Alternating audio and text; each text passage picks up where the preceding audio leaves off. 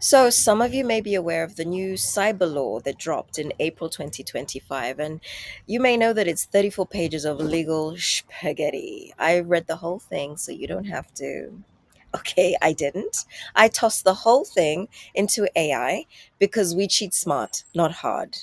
I use Notebook LM's new feature to generate an audio podcast file, and that pulls out some of the key stuff that's in the bill. So it's short, sweet, and actually makes sense. And I wanted you to know that there's just probably three things that you really should know about. I'm about to put the file, but one, remember, learn, revenge porn now equals 7 years in jail. So that means any shared private nudes or whatever that could ruin someone's future. But also, people now should be scared of screenshots being sent during breakups. These could also land you in jail. Two, the police can now take your phone, even your so-called business line. All they need is reasonable suspicion. So, yeah, imagine you're at a braai, vibing. Suddenly, someone says, "Let me see your phone." People are now worried about random searches, privacy breaches, or getting arrested over group chats that they barely talk in. And, the threat, the fear is real, okay? Three, that meme you posted about your boss, it actually might cost you some bail money because defamation and cyberbullying are now criminal offenses. So that shady Facebook post or savage tweet thread, you might get likes, but you'll probably also get a court date. Okay? So listen, they're watching your WhatsApp forwards, your TikTok comments, even those just between us voice notes, they can all potentially get you in trouble. My group chats and WhatsApp are in survival mode right now. Z. The audio explainer I'm about to drop after this, listen closely to it and then tell me, do you think the bill is fair? Do you think it makes sense? Do you think it's overreach by the government? Are they doing too much? Why don't you tag a friend as well? One who needs to hear this before they go viral in court. Knowledge is power, people. Stay woke. And for the love of Zicta, think before you post. Welcome to the deep dive. We're tackling a fascinating piece of legislation today, diving into the digital rules of the road in Zambia with the Cybercrimes Act of 2025. That's right. A listener like you actually sent this our way, and it's definitely worth a closer look. Absolutely. This act is all about, well, clamping down on computer-related offenses, protecting people from online threats, and, crucially, working to keep kids safe in the digital world. So, what's the big picture here? What's our mission today? Our goal is to really understand what this act is trying to achieve. We'll break down its key parts, figure out what it actually means for individuals and for Zambia as a whole, and sort of cut through the legal language so it makes sense for you. Get the essential understanding without wading through all the fine print ourselves. Sounds good. Exactly. All right, let's jump right in. Part one sets the stage with some important groundwork. Officially, it's called the Cybercrimes Act of 2025. And it kicked in on April 15th this year, 2025, though full implementation waits for the minister to set a date. Right. But the first thing that really grabs your attention is the interpretation section. Absolutely. This is crucial. It's where the act defines all the important terms it uses, like making sure everyone's speaking the same language before getting into the specifics. And what's interesting, as you pointed out, is how often it refers back to other Zambian laws already on the book. Yeah, you see links to the Electronic Communications and Transactions Act, the Cybersecurity Act, the ICT Act from 2009. And even laws dealing with, social issues like anti-gender-based violence and anti-human trafficking. It really shows how interconnected this all is. The digital world isn't separate. Exactly. It builds on what's already there, creating a more joined-up approach. Cybercrime isn't isolated. It touches everything. Precisely. So let's look at some key definitions to get a handle on the scope. First up, cybercrime itself. It sounds broad. It is. It's more than just hacking, right? Much more. The definition covers any crime committed in, by, or with the assistance of electronic environments. So using digital tools for traditional crimes counts too. Okay, that makes sense. Then we have critical information and critical information infrastructure. These sound vital. They are. And significantly, they're defined in the separate Cybersecurity Act. This tells you right away there's a major focus on protecting essential national systems. Like power grids, financial networks, that kind of thing. Exactly. Things vital for the country to function. Protecting those is clearly a top priority. Okay. Now, something incredibly important. Child online safety. The Act gets specific here with child pornography, child solicitation, and child grooming. Yes, and the detail is significant. It shows a real determination to tackle these issues head-on. Child pornography is defined clearly, covering real or simulated depictions. And child solicitation. That's about using digital means to lure or persuade a child into sexual activity. Importantly, it's a crime even if no physical meeting occurs. It targets that initial online interaction. Which leads into child grooming, focusing on building that trust, that relationship. Exactly. It recognizes the psychological manipulation involved. The Act targets that predatory behavior of establishing trust online, specifically to enable sexual conduct later. Really trying to get at the root of it. Okay, shifting gears slightly. Malicious software. What's the key here? The intent. It's software designed to do harm, gain unauthorized access, mess with data, disrupt systems, not just accidental glitches. Got it. And finally, for definitions, traffic data. Sounds like digital footprints. Pretty much. It's the data about a communication. Origin, destination, route, time, size, type of service used. Incredibly valuable for investigations, as you can imagine. Definitely. Okay, so part one lays the groundwork. Now, part two gets into the specific offenses, the actual illegal activities. There's a lot here, so let's maybe group them by theme like we discussed. Good idea. Starting with unauthorized access and interference seems logical. These are fundamental cyber offenses. Right, Section 3. Accessing or even just monitoring systems or data without permission. Yeah, intentionally doing that, or even just bypassing security measures, that's enough. So just taking a digital peek where you shouldn't could land you in trouble. It could. The penalty can be a fine up to 500,000 penalty units, or up to 5 years in prison, or both. And those penalty units are a standard measure in Zambian law. And Section 4 broadens that to actually interfering. Yes, modifying, destroying, deleting data, blocking access for others. Same potential penalty. Then the Act singles out critical information again with much stricter rules. It does, because compromising essential systems is seen as far more serious. Section 5 prohibits unauthorized disclosure of data, code, commands related to critical info. And Section 6 makes even possessing it illegally a crime. Correct. And the penalties jump significantly. Fines up to 700,000 units and prison time between 7 and 15 years. A clear message there. Okay, what about data-related crimes more generally, like stealing secrets? Section 7 covers that illegally acquiring trade secrets or confidential business info via unauthorized access or copying. Think corporate espionage using digital means. And the penalty reflects that value. Definitely. Up to 1 million penalty units or 10 years prison, or both. It's about protecting intellectual property and business interests online. And spreading that malicious software we defined. Section 8 deals with that directly. Intentionally introducing or spreading malware carries a very heavy penalty.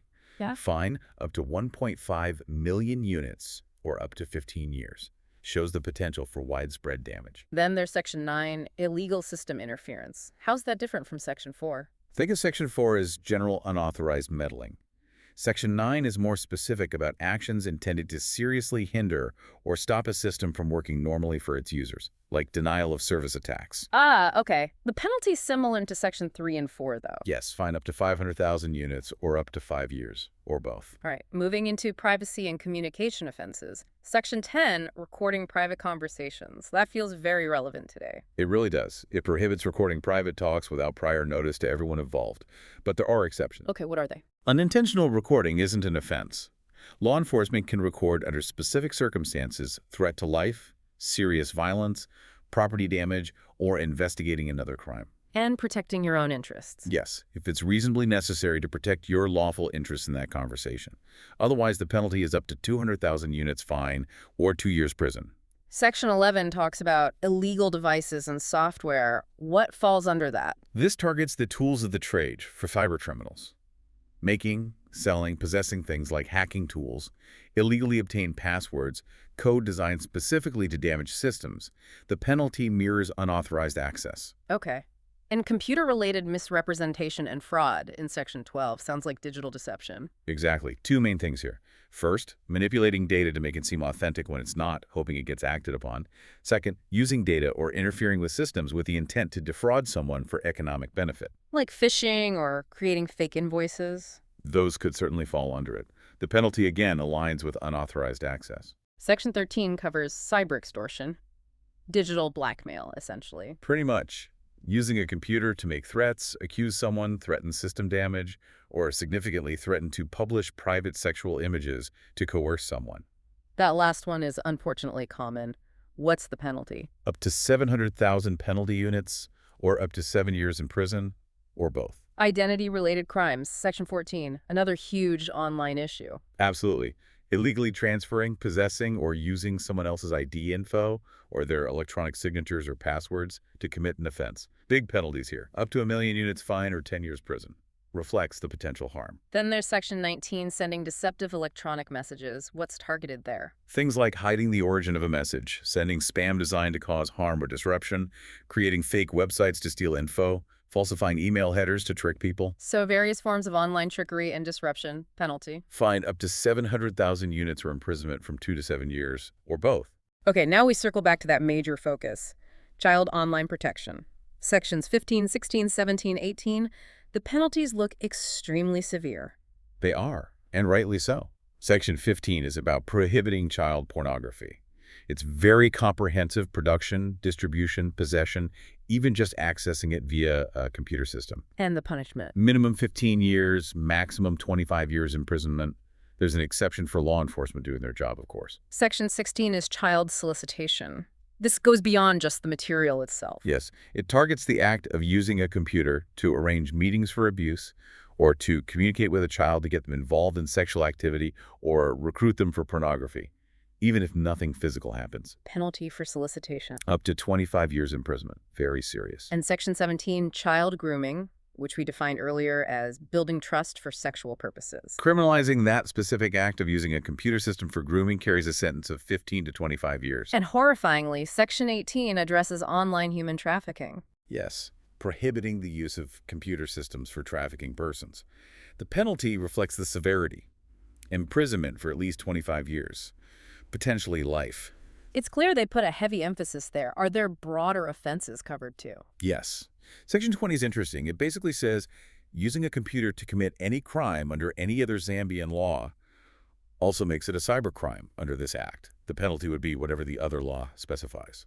Sort of a digital enhancement for existing crimes. What about Section 21, disclosing investigation details? That's about protecting the investigation itself.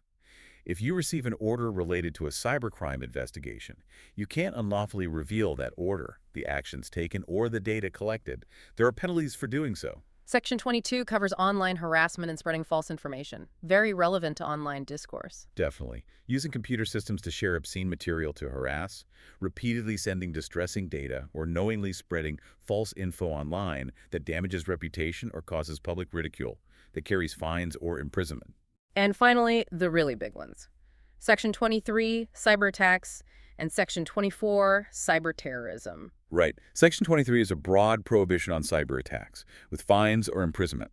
Section 24 defines cyber terrorism specifically, using computers to attack systems with the intent to intimidate or coerce the government or public, causing widespread fear or disruption for political social aims. And the penalty for cyber terrorism? Life imprisonment.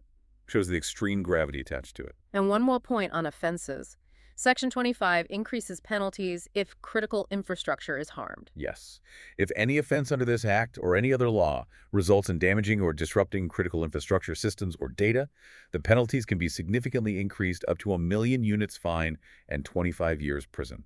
Reinforces that protective focus. Okay, that wraps up the offenses. Part 3 deals with general provisions, the practical enforcement side. Exactly. Section 26 talks about international cooperation, making agreements with other countries or organizations for mutual assistance in investigating and prosecuting cybercrimes.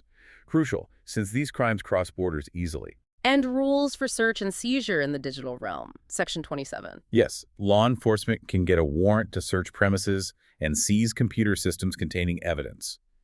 Importantly, if data is accessible from another device elsewhere, the search can extend there too, with justification. What happens to seized items if someone's acquitted? Section 28. Generally, law enforcement has 30 days to return it. If the owner can't be found or doesn't claim it, there's a process involving court orders and public notice, potentially leading to forfeiture to the state. Does the Act acknowledge police might need technical help?